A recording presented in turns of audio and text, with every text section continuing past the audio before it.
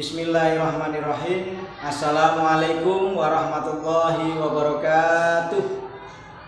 Yang terhormat dosen penguji ujian kinerja PPG dalam jabatan tahun 2021. Perkenalkan, nama saya Muh Iskandar MPD. Saya guru di Madrasah Sanawiyah Al-Islam Jamsaring Surakarta, mahasiswa PPG angkatan kedua Universitas Sunan Gunung Jati Bandung tahun 2021. Nomor induk mahasiswa saya 521211084. Pada hari ini Selasa tanggal 30 November tahun 2021, saya akan melaksanakan praktik pembelajaran tatap muka dalam rangka uji kinerja PPG dalam jabatan tahun 2021 dengan mengambil materi Sejarah Kebudayaan Islam kelas 9 semester ganjil,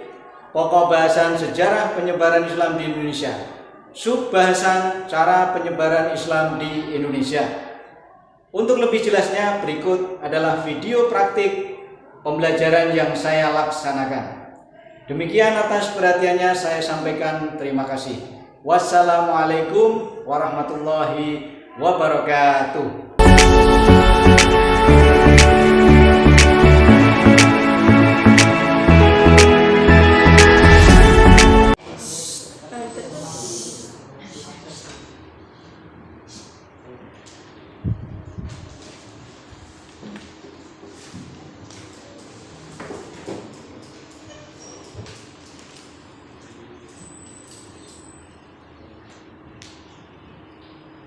Assalamualaikum warahmatullahi wabarakatuh. Waalaikumsalam warahmatullahi wabarakatuh. Selamat siang anak-anak. Gimana kabarnya hari ini? Sehat ya? Mas Haidar sehat ya? Kemarin sakit? Sudah sehat? Alhamdulillah. Jaga kesehatan ya. Semoga kita senantiasa diberikan nikmat kesehatan sehingga kita selalu bisa melaksanakan kegiatan kita sehari-hari, khususnya kegiatan pembelajaran dengan lancar. Amin. Baik, sebelum kita mulai kegiatan pembelajaran pada siang hari ini, marilah kita berdoa bersama terlebih dahulu. Silakan Ananda Musa untuk memimpin doa bersama. Silakan. Di tempat duduk siap gerak berdoa mulai. A'udzubillahi minasyaitonirrajim. Bismillahirrahmanirrahim. Raditu billahi rabba wa bil islami dina wa bi Muhammadin nabiyya wa rasulah.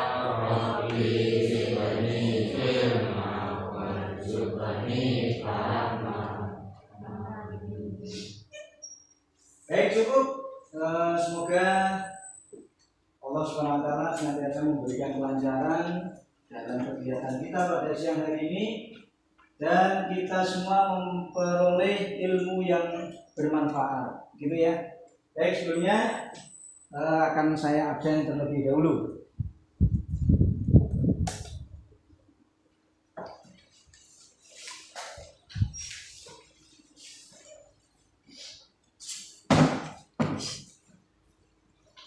Afrizal Ilham, ya. Ardian Firmansyah, Bima Tegar, Dimas, Eti Arifin, Paras Fauzia, Hanun Khair Misa, Hana Lailatul Fauzia, Marzuki Farel, Muhammad Fahrel Haji Saputra, Musa, Raja Surya Alam, Ridho Ibra Sidik, Salma Fibriani, ya. Siti Humairah, sakit ya?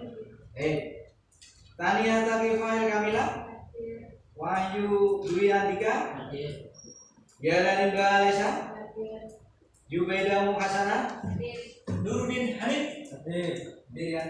Terus tambah satu lagi, siapa? Yang belum saya panggil? Ya, Haidar Ayam Masjid. Hadir ya, baik. Satu yang tidak masuk ya karena sakit. Baik anak-anak, sebelum kita mulai pembelajaran pada pertemuan kali ini, terlebih dahulu silakan dicek kesiapannya. Bawahnya sudah bersih atau belum itu mejanya? Sudah siap ya?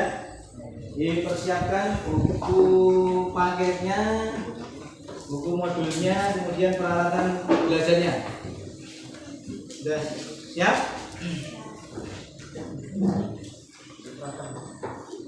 Sudah ya? Baik. Sebelum kita mulai pembelajaran materi pada siang hari ini, sedikit saya sampaikan mengulang materi dari yang kemarin. Kemarin kita sudah menyelesaikan materi mengenai apa? Kemarin itu apa coba? Sejarah penyebaran Islam di Indonesia. Ya, sejarah penyebaran Islam di Indonesia, khususnya subahasan mengenai keadaan masyarakat Indonesia sebelum Islam. Tuh ya. Nah ini kan kemarin saya jelaskan ada beberapa aspek. Ya, coba ini saya pengen ngerti nih, sudah paham atau belum ini ya? Aspek apa saja itu? Ana coba. Aspek sosial budaya. Oh coba ini Aryan, aspek apa? Agama dan kepercayaan. Coba Nuruddin, aspek perekonomian ya, Najib. Terus coba Tania, aspek apa yang terakhir? Sosial politik. Ya, itu pembahasan kita kemarin. Ada 4 aspek yang sudah kita diskusikan bersama kemarin. Terus dari materi tersebut apa manfaat yang kita peroleh? Siapa yang bisa coba? Eti Arifin coba. Kita dapat mengetahui bahwa strategi penyebaran Islam di Indonesia mempertimbangkan kondisi dan keadaan masyarakat Indonesia. Ya, ajib sekali, tepuk tangan. Jawaban dari Eti Arifin ini ya. Jadi materi yang kita pelajari itu ada nilai manfaatnya bagi kita gitu loh ya. Jadi cukup saya kira ya untuk mengulas materi yang kemarin. Sekarang karena kemarin kita sudah menyelesaikan mengenai subbahasan keadaan masyarakat Indonesia sebelum Islam, maka sekarang kita akan mempelajari materi berikutnya, yaitu adalah mengenai cara penyebaran Islam ke Indonesia. Nah, kalau sudah tahu keadaan atau kondisi masyarakat Indonesia, kan mestinya kita harus ngerti juga bagaimana caranya. Dulu itu bagaimana kok caranya penyebaran Islam di Indonesia itu seperti apa? Kok sampai agama Islam itu di negara kita menjadi agama yang mayoritas? Cara-caranya seperti apa gitu? Hanya harus kita pelajari. Nah, kita pelajari pada pertemuan kali ini. Nah, sebelum kita mulai dari materi itu, nih coba diperhatikan di materi PowerPoint saya ya. Kompetensi dasar yang harus kalian kuasai, yang harus kalian ketahui, itu ada 4 kompetensi. Di antaranya pertama adalah menghayati kewajiban berdakwah dan dengan cara yang santun untuk setiap muslim dengan baik dan benar. Itu satu. Yang kedua, menunjukkan sikap moderat dalam meneladani cara penyebaran Islam di Indonesia dengan baik dan benar. Yang ketiga, menganalisis cara penyebaran Islam ke Indonesia dengan tepat dan benar. Yang keempat, titik 1, mengolah informasi dengan mengenai cara penyebaran Islam ke Indonesia dengan tepat dan benar. Dan yang terakhir, menjelaskan cara penyebaran Islam ke Indonesia dengan tepat dan benar. Ini adalah kompetensi dasar yang harus kalian ketahui dan harus kalian kuasai. Baik, selanjutnya dari kompetensi dasar tersebut ya kita buat indikator pencapaian kompetensinya. Di antaranya adalah 1, menerapkan perilaku terbiasa menyampaikan kebaikan atau ajakan dakwah dengan cara yang santun terhadap setiap muslim dengan baik dan benar. 2. Menampilkan sikap moderat dalam meneladani cara penyebaran Islam ke Indonesia dengan baik dan benar. 3. Menjelaskan cara penyebaran Islam ke Indonesia dengan tepat dan benar. Selanjutnya, menyusun informasi mengenai cara penyebaran Islam ke Indonesia dengan tepat dan benar. Dan yang terakhir, menyimpulkan cara penyebaran Islam ke Indonesia dengan tepat dan benar. Kemudian dari IPK ini, IPK itu adalah indikator pencapaian kompetensi. Itu kita rumuskan tujuannya. Jadi kita harus tahu tujuan pembelajarannya apa. 1. Setelah mengikuti pembelajaran, siswa mampu menerapkan kebiasaan perilaku menyampaikan nilai-nilai kebaikan ajaran Islam dengan baik dan benar. Yang kedua, setelah mengikuti pembelajaran, siswa mampu menampilkan sikap moderat dalam meneladani penyebaran Islam di Indonesia dengan baik dan benar. 3. Setelah mengikuti pembelajaran, siswa mampu menjelaskan cara penyebaran Islam ke Indonesia dengan tepat dan benar. Selanjutnya, setelah mengikuti pembelajaran, siswa mampu menyusun informasi mengenai cara penyebaran Islam di Indonesia dengan tepat dan benar. Dan yang terakhir adalah setelah mengikuti pembelajaran, siswa mampu menyimpulkan tentang cara penyebaran Islam ke Indonesia dengan tepat dan benar. Itu adalah tujuan pembelajaran. Jadi kalian harus paham, harus ngerti tujuan dari pembelajaran materi pada siang hari ini. Baik itu? Paham ya? Baik, kita mulai. Sebelum saya sampaikan materi mengenai PowerPoint, silakan disimak video yang saya tampilkan di depan. Mohon disimak, diperhatikan. Silakan sekiranya itu penting, catat di buku catatan kalian. Gitu ya.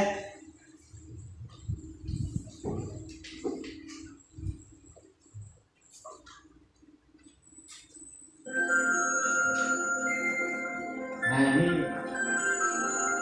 supaya kalian bisa sedikit dapat gambaran seperti apa materi pada siang hari ini. Ya. Melalui tampilan audio visual video.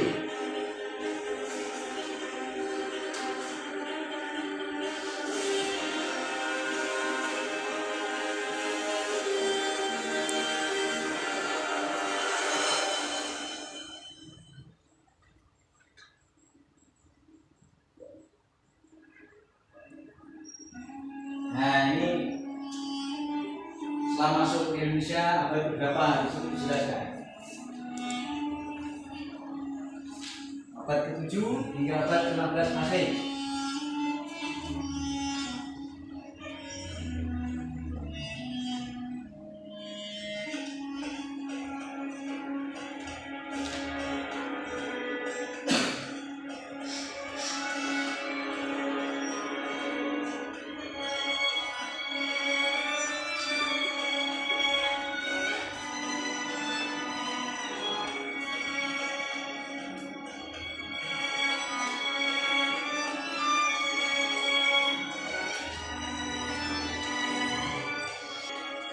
Nah ini kaitannya dengan materi yang kemarin.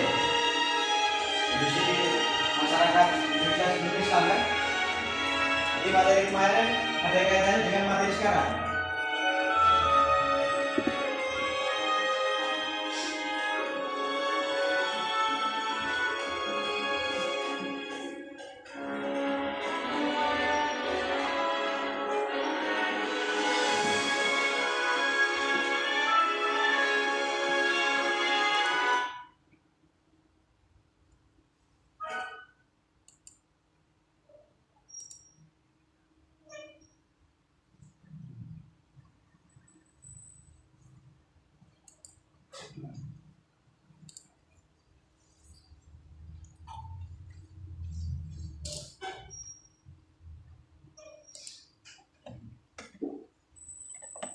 Ya, demikian ya tampilan video pada siang hari ini. Ini semoga bisa sedikit memberikan gambaran dalam pikiran kalian seperti apa. Nanti materi yang akan kita pelajari di sana. Gitu ya. Baik, sekarang kita mulai di materi PowerPoint.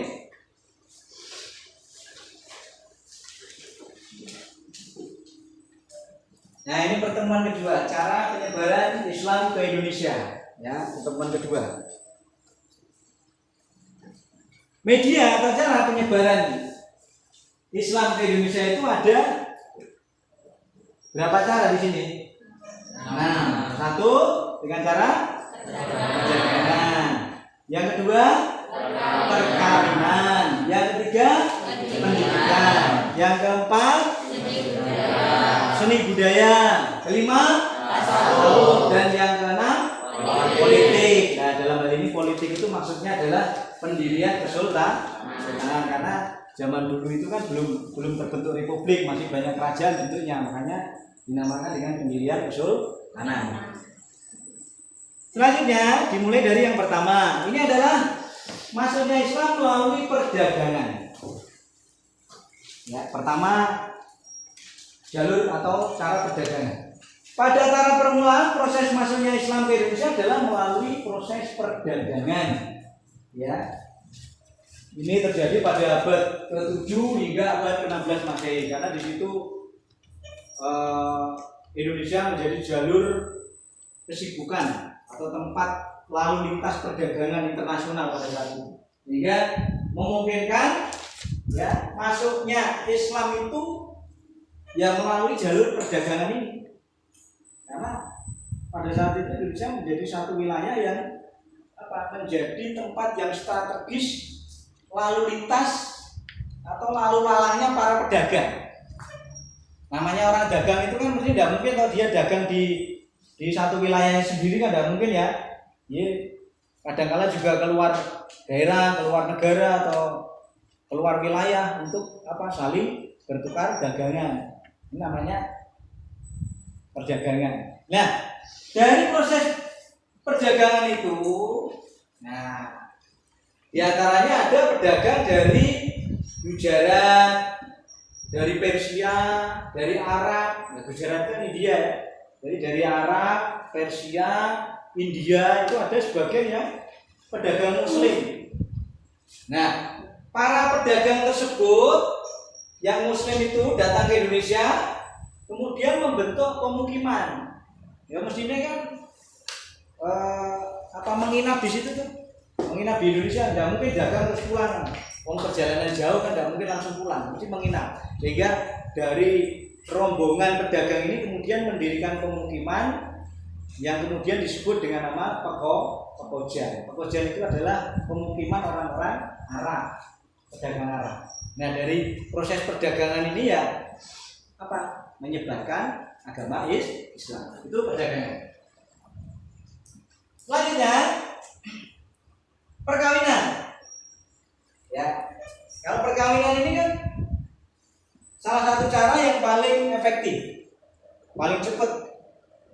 Karena para saudagar atau para pedagang ini biasanya kaya, sehingga bisa menarik pribumi, putri-putri raja, sing cantik-cantik itu menjadi tertarik dengan para pedagang-pedagang Muslim itu, yang kebanyakan mereka juga Arab biasanya ganteng-ganteng ya, yang kaya, ganteng, makanya tertarik, sehingga kemudian dari proses itu menjadi terjalinlah ikatan perkawinan, misalnya saling suka kemudian menikah. Nah, dari proses pernikahan ini, karena yang dinikahi itu adalah putri raja, sehingga sebelum menikah itu berarti putri raja ini dia harus memeluk agama Islam terlebih dahulu. Nah, kalau putri raja sudah memeluk agama Islam, itu kemungkinan besar rajanya juga nanti di kemudian hari juga segera memeluk agama Islam. Makanya dengan cara melalui perkawinan ini perkembangan agama Islam menjadi lebih cepat.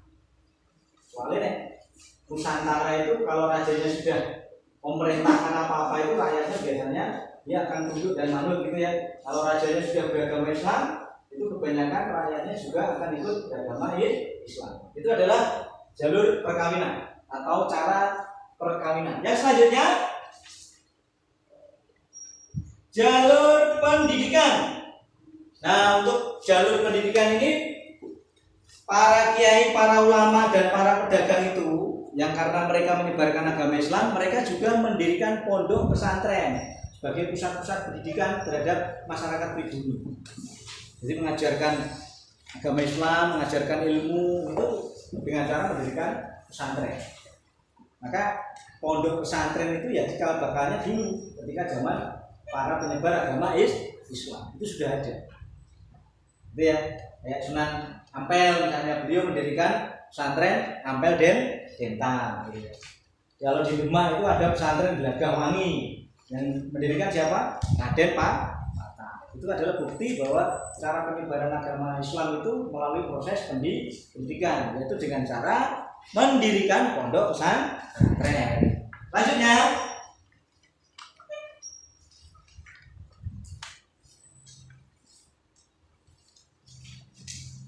melalui seni budaya. Nah, karena masyarakat Indonesia ini adalah menyukai kesenian, kebudayaan. Jadi proses penyebaran Islam itu juga melalui pendekatan seni budaya. Misalnya seperti Sunan Kalijogo, itu beliau menyebarkan agama Islam melalui media wayang, pertunjukan wayang, seni budaya. Nah, ini juga menarik bagi perkembangan agama Islam di wilayah Indonesia atau Nusantara. Ini ya. Jadi masuknya agama Islam melalui kesenian yang paling terkenal adalah melalui pertunjukan wayang. Nah, Kanjeng Sunan Kalijogo ini adalah salah satu tokoh wali yang paling mahir dalam memainkan pertunjukan wayang. Nah, dari proses pertunjukan wayang ini nanti, sebelum dimulai pertunjukan wayang, biasanya Kanjeng Sunan Kalijogo meminta untuk mengucapkan 2 kalimat syahadat terlebih dahulu. Jadi sebelum pertunjukan wayang dimulai, saking senengnya itu ya masyarakat Indonesia itu pengen melihat, pengen nonton, itu Kanjeng Sunan Kalijogo meminta kepada para penonton itu untuk mengucapkan 2 kalimat syahadat terlebih dahulu sebagai syarat. Nah, dia tidak mengucapkan 2 kalimat syahadat, ya tidak jadi untuk pertunjukan wayangnya. Sehingga kemudian masyarakat sekitar itu dia kemudian mengucapkan 2 kalimat syahadat. Akhirnya mereka juga pada akhirnya adalah memeluk agama Islam. Gitu ya. Baik, selanjutnya.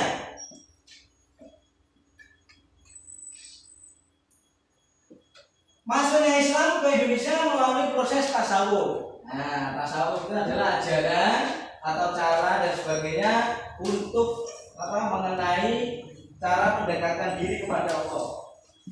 Ini tasawuf ini begitu besar berpengaruh di penyebaran agama Islam di Indonesia. Ya, ada perkembangan tarekat, ada perkembangan sufi dan lain sebagainya. Ini juga paling disukai oleh masyarakat Indonesia karena masyarakat Indonesia itu suka terhadap hal-hal yang mistik, yang klinik. Orang-orang Nusantara itu kan suka dengan urusan klinik, mistik. Nah, kemudian cara-cara ini lebih menyentuh, yaitu dengan cara perkembangan ilmu tasawuf. Dalam Islam itu kan ada cara-cara mendekatkan diri kepada Allah dengan cara aurat wirid-wirid tertentu, membaca zikir-zikir tertentu dengan tujuan untuk mendekatkan diri kepada Allah Subhanahu wa taala. Demikian. Lanjutnya,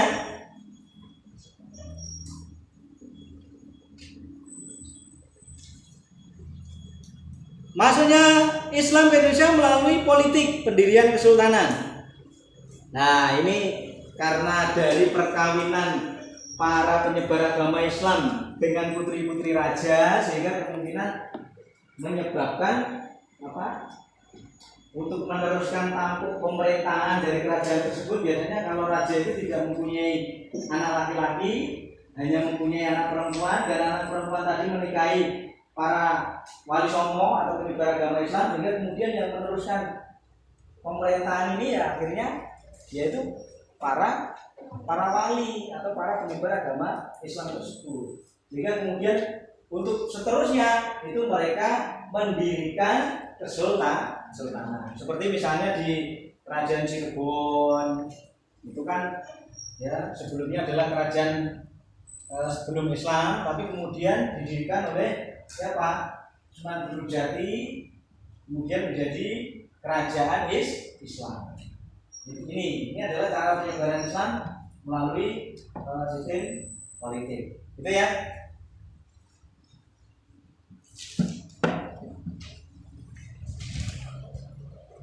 Nah,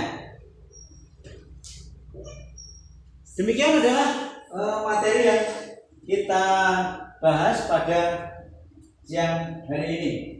Ya, barangkali ada pertanyaan. Silakan. Dari penjelasan materi cara penyebaran Islam ke Indonesia, salah satunya pernikahan. Apa contohnya? Oh ya, baik, pertanyaan yang bagus.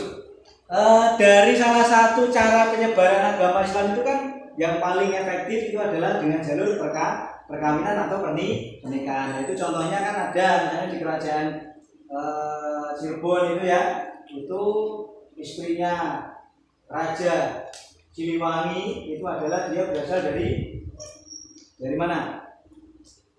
Salah satunya yaitu dia adalah beragama Islam, sehingga kemudian dari Raja Siliwangi ini menurunkan keturunan anak-anaknya adalah mereka adalah para penyebar agama Islam. Seperti misalnya Raden Kian Santang itu dia beragama Islam, walaupun dulu Raja Siliwangi belum beragama Islam. Ini contohnya seperti itu. Terus kemudian ini Raja Majapahit Brawijaya itu juga menikahi dari Cina yang sudah beragama Islam, kemudian melahirkan Raden Patah.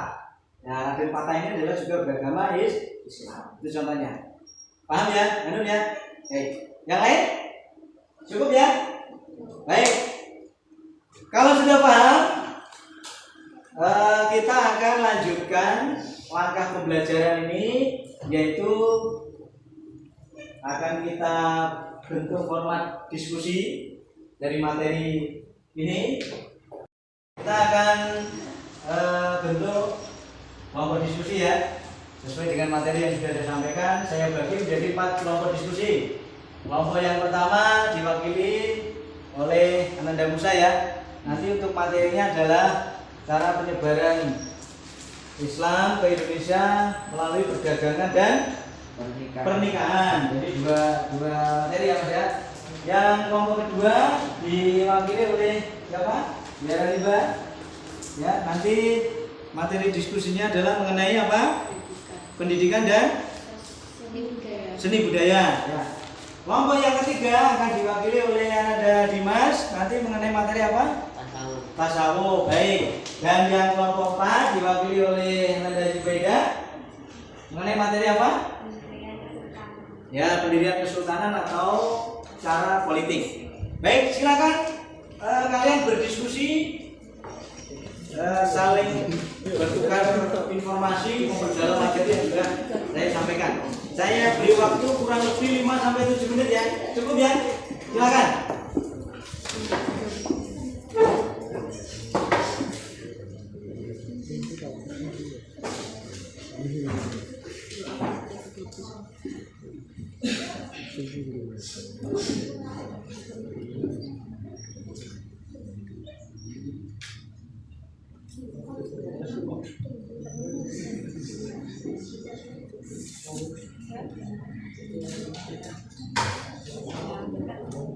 Ya, saling memberikan informasi di materi tadi. Karena ini poin-poin pentingnya yang mana? Ya, Mas Ida lebih aktif lagi. Nah, materi apa yang dipelajari tadi? Kamu dapat 2 materi. Ya, apa? Perdagangan dan pernikahan. Yes. Baik, cukup. Silakan. Salah satu mewakili untuk presentasi dimulai dari kelompok 1. Ananda Musa silakan. Ambil berdiri ya. Assalamualaikum warahmatullahi wabarakatuh. Waalaikumsalam warahmatullahi wabarakatuh. Nama saya Musa. Di sini saya mewakili dari kelompok 1.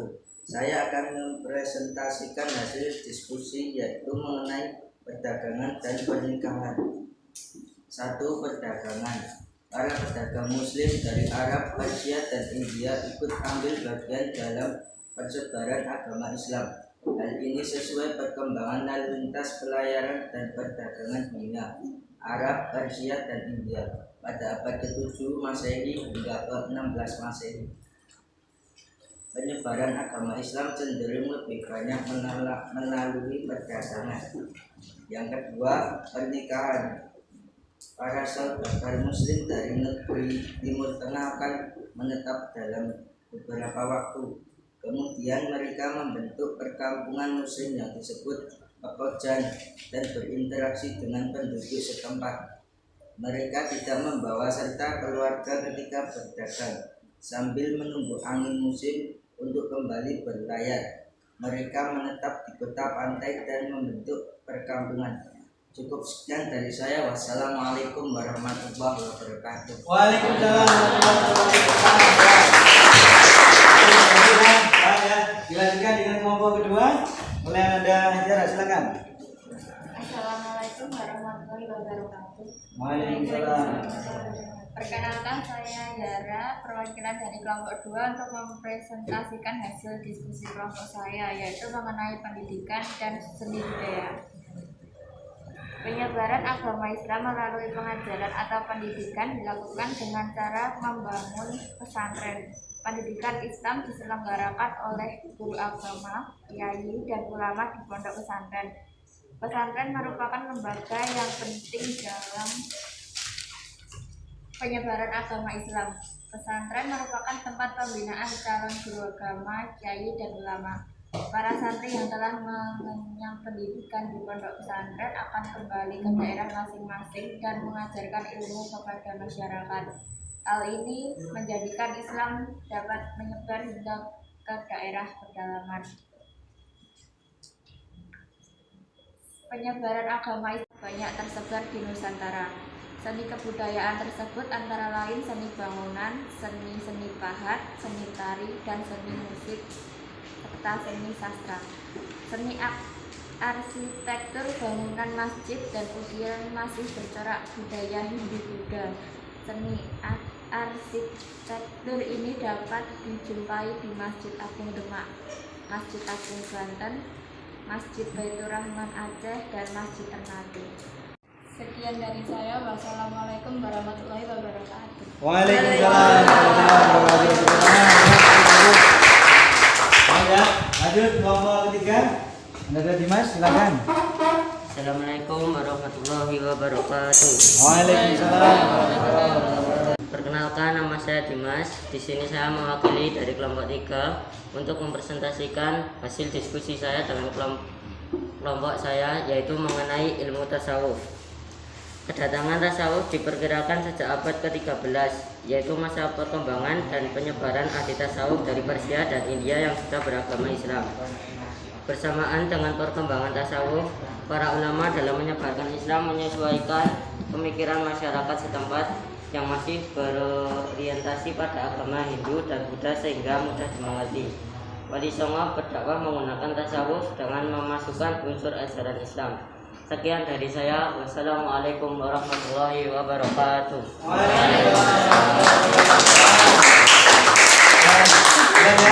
Lanjut kelompok yang keempat, kelompok terakhir. Ada Jubaida, silakan. Assalamualaikum warahmatullahi wabarakatuh. Waalaikumsalam warahmatullahi wabarakatuh. Perkenalkan, nama saya Jubaida Muhasanah. Saya mewakili kelompok 4. Saya akan menyampaikan hasil diskusi kami mengenai pendirian kesultanan atau politik. Masyarakat yang telah memeluk Islam kemudian mendirikan sistem pemerintahan sebagai upaya untuk memenuhi kebutuhan hidup dan meraih cita-cita. Oleh karena itu, berdirilah Kesultanan Islam di Nusantara, mulai dari Aceh hingga Maluku. Peranan para sultan dalam menyebar Islam sangat penting.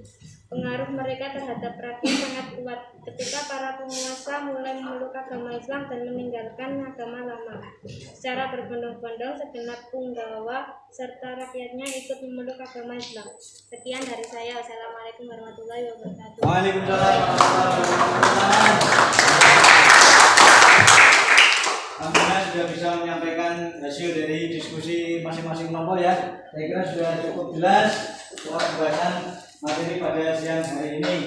Nah, sebelum kita melaksanakan refleksi dan kesimpulan, saya sampaikan yaitu untuk mengetahui ketercapaian dari pelaksanaan pembelajaran siang hari ini, nanti silakan kalian mengisi form atau angket, yaitu diantaranya adalah penilaian sikap spiritual, penilaian sikap jujur, terus kemudian penilaian teman sejawat, penilaian pengetahuan.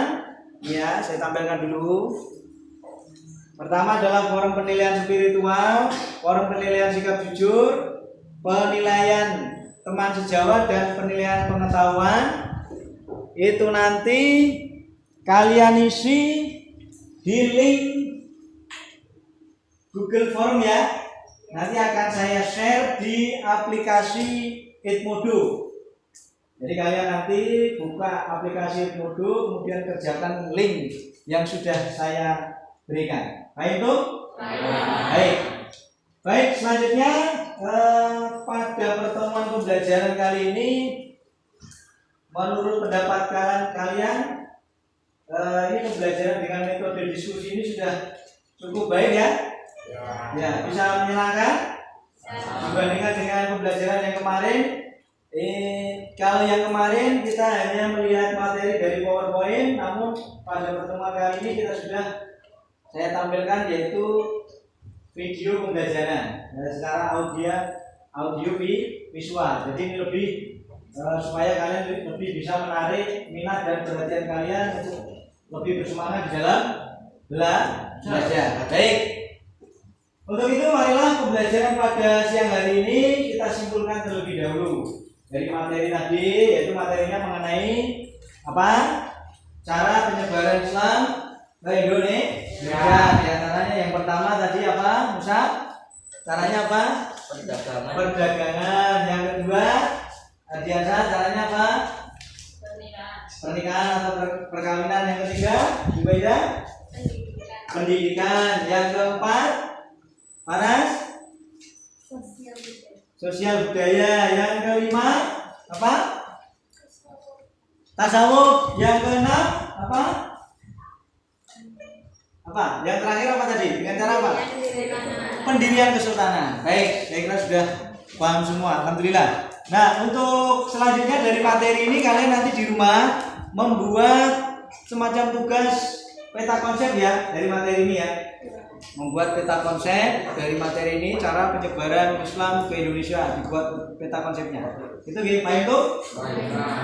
Baik, sedikit saya sampaikan untuk materi pertemuan yang akan datang, karena kita sudah menyelesaikan mengenai cara penyebaran Islam ke Indonesia. Pertemuan yang akan datang saya informasikan kita akan mempelajari mengenai materi bahasan, yaitu adalah teori masuknya Islam di Indonesia. Silakan kalian nanti di rumah dibuka-buka dulu materinya, dibaca, dibuat resum-resum atau peta konsepnya juga bisa, supaya kita bisa mempersiapkan untuk pembelajaran pada pertemuan yang akan datang. Baik itu? Tetap semangat. Saya kira cukup untuk kegiatan pembelajaran pada siang hari ini. Marilah kita tutup pembelajaran pada siang hari ini dengan membaca hamdalah bersama-sama. Dan saya jaga kesehatan kalian dan semoga kita senantiasa diberikan kesehatan, keselamatan, supaya kita bisa menyelesaikan dan melaksanakan segala kewajiban kita dengan sebaik-baiknya. Allahumma amin. Sampai bertemu di pertemuan selanjutnya. Akhirul kalam. Assalamualaikum warahmatullahi wabarakatuh.